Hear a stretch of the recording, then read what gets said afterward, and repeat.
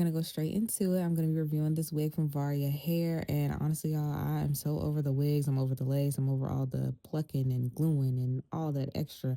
So I got this 20-inch wig from Varia Hair, and it is a half wig.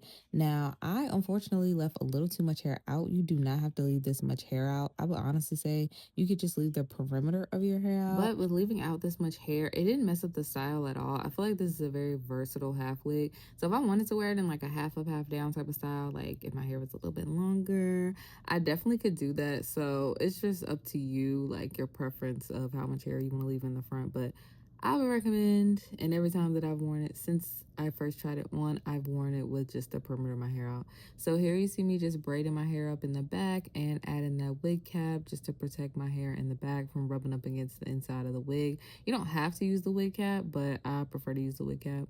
There's also this little bungee type of thing that helps you secure the wig and make it tighter, and I actually love that. I feel like that was a big plus for me when it came to this wig, because I hate when my wigs are loose and just hanging off my head, especially half wigs. So that was amazing.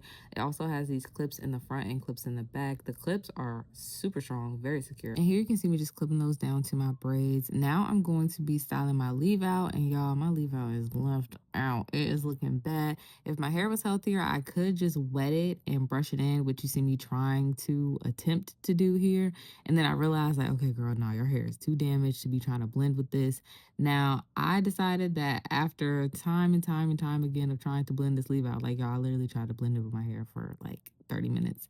I decided to put perm rods in it because I was like, okay, clearly the front of my hair is a little too damaged to blend with this. But if you have this hair texture, I definitely 110% think that it will just blend seamlessly and you don't have to do the perm rods. But if your hair is damaged in the front, or if you have a different hair texture than the wig, I would definitely recommend putting perm rods in. It just gives it more of a natural, like, uniform look to it. Once I took the perm rods out, it blended so well, y'all. Like, so many people were like, oh my gosh, that looks like your hair. Like, it's so natural.